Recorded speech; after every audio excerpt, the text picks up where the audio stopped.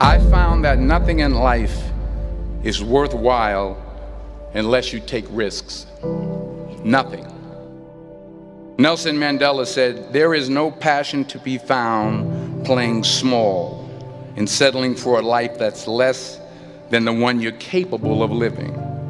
Now, I'm sure in your experiences in school and applying to college and picking your major and deciding what you want to do with life, I'm sure people have told you to make sure you have something to fall back on.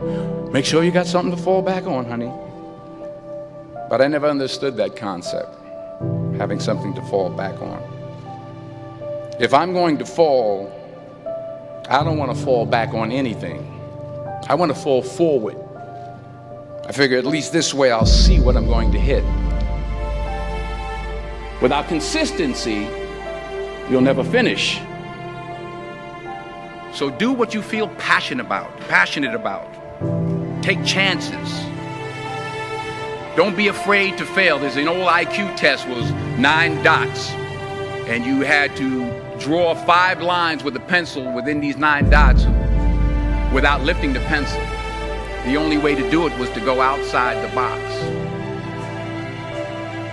Don't be afraid to think outside the box. Don't be afraid to fail big, to dream big.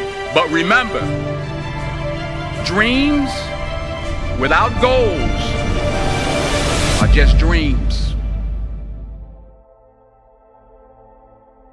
Reggie Jackson struck out 2,600 times in his career, the most in the history of baseball. But you don't hear about the strikeouts. People remember the home runs. Fall forward.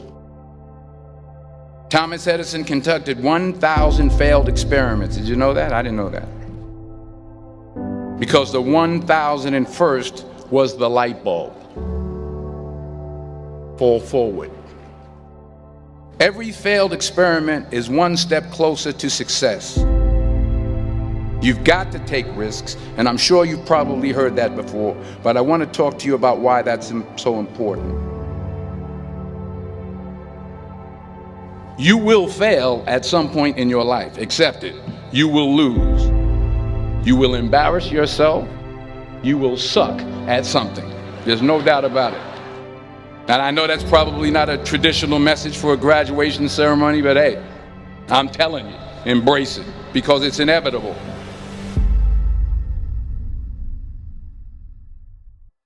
In the acting business, you fail all the time. Early on in my career, I auditioned for a part in a Broadway musical. Perfect role for me, I thought, except for the fact that I can't sing. I didn't get the job. But here's the thing. I didn't quit. I didn't fall back. I walked out of there to prepare for the next audition, and the next audition, and the next audition. I prayed. I prayed. And I prayed.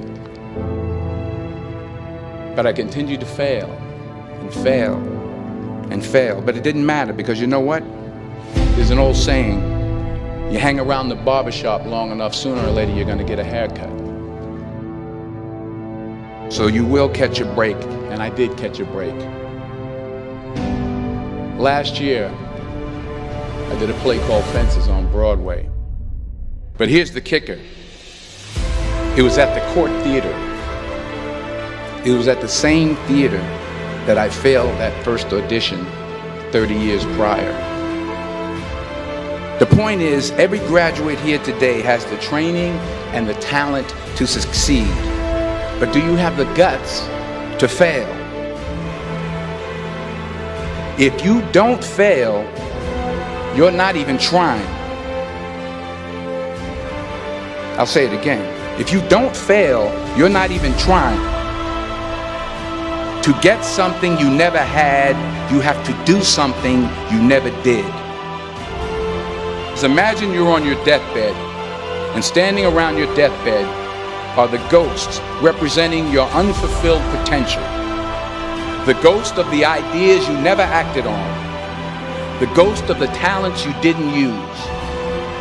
And they're standing around your bed, angry, disappointed, and upset. They say we came to you because you could have brought us to life, they say. And now we have to go to the grave together.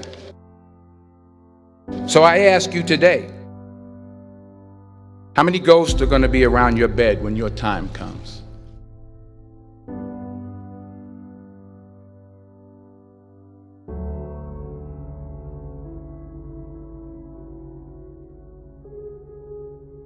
I just got back from South Africa. It's a beautiful country, but there are places there with terrible poverty that need help.